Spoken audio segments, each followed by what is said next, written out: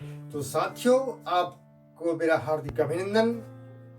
आज मैं आपके लिए अपने YouTube चैनल के माध्यम से लेके आ रहा हूँ कुछ पहाड़ी कहावतें, जिनको हम पर्वतीय कहावतें भी कह सकते हैं। कहावतें इस प्रकार से हैं।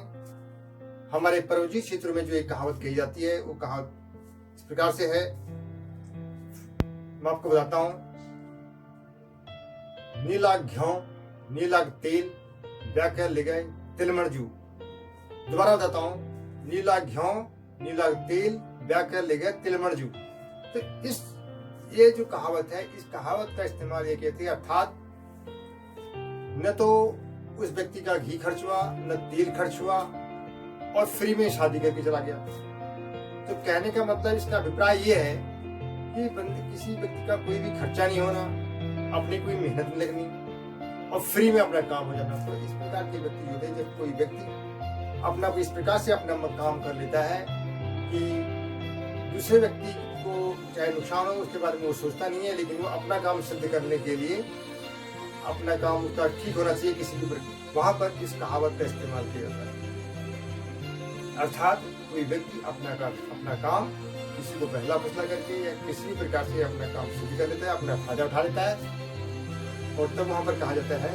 कि नीला घ्यों नीला तेल क्या कर लिया तिलमण। कहने का मतलब है इसका कुछ भी खर्चा नहीं हुआ,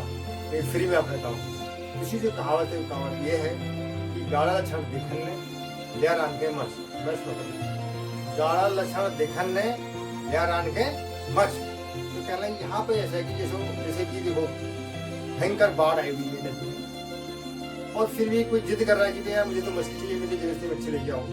कहने का मतलब ये है यहाँ पे कि कोई काम करना संभव नहीं है, करना बहुत मुश्किल है, लेकिन फिर भी उस काम को करने के लिए जिद की जाती है कि भाई नहीं भी इस काम को आप करके लाओ जबरदस्ती। तो वहां पर दूसरा व्यक्ति ये कहता है कि यार ये कैसी बात कर रही है, तो ये संभव नहीं है, तो गाड़ा छन देखने या रान के मच। यहाँ पर इस प्रकार की कहावत का इस्तेमाल किया जाता है। तीसरा जो कहावत है, वो कहावत ये है कि लूटनी महर्ची भ्रष्टर लागू। मतलब कि लूटनी महर्ची भ्रष्टर लागू, अर्थात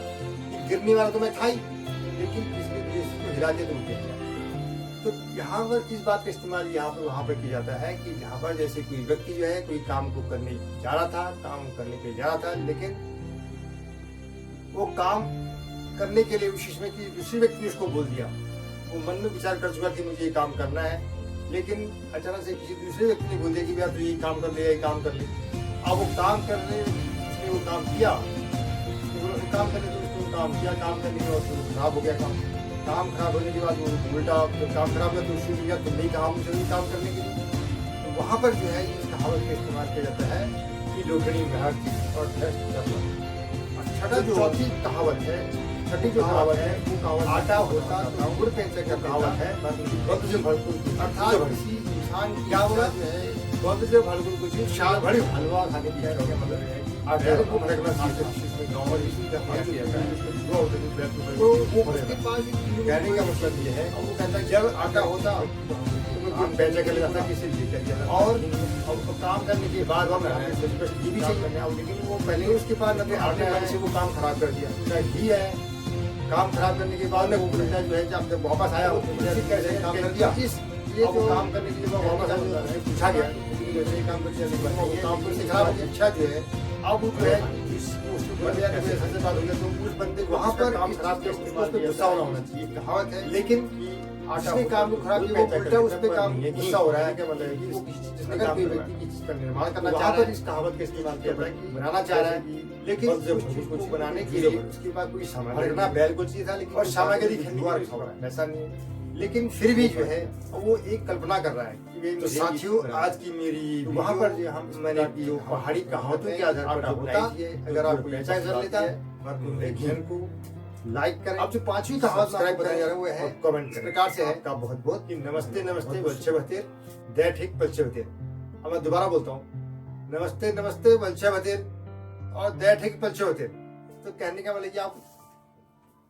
कोई अगर कोई मेहमान किसी घर या कोई व्यक्ति किसी के घर में जा रहा है और नमस्ते नमस्ते वहां करते हैं, अब वो साथ में कोई घर में लेके गया होगा दही की, तो पहाड़ में एक ठेकी बोलते हैं उसको, काट के लकड़ी की होती है, उसमें दही लेकर के जाते हैं विशेष रूप से। तो बंदा किसी घर गया तो उसके घर में भैंस होगी दूध देने वाली, तो वो दही जमा के लेके गया। अब जहाँ गया उनके घर में तो वो दे लेके गया, लेकिन उसके बाद जो दूसरे के घर में गया तो वहां जाके नमस्ते नमस्ते जब कही तो वो उनसे बोलता है कि भाई नमस्ते नमस्ते तो इस घर में कर रहा है, लेकिन तू दे तो वहां दे गया। तो ये एक कहने वाली बात है, बट इसका जो शाब्दिक अर्थ है वो ये है कि नमस्ते नमस्ते वल्चवते दैट हिक पल्चवते, अर्थात आप किसी की मेहनत कर रहे हो, किसी का काम कर रहे हो, किसी की हेल्प कर रहे हो, लेकिन जब आपको हेल्प की जरूरत पड़ रही है तो आप किसी दूसरे व्यक्ति के पास जा रहे हो, उससे कह रहे हो कि भाई मुझे हेल्प चाहिए तुम्हारी, मुझे ये दे दो, मुझे वो दे दो, तो दूसरा आदमी तब ये बोलता है कि भाई नमस्ते नमस्ते वल्चवते और दैट हिक पल्चवते। कहने का मतलब ये है कि आप जब जिनको अपनी ओर से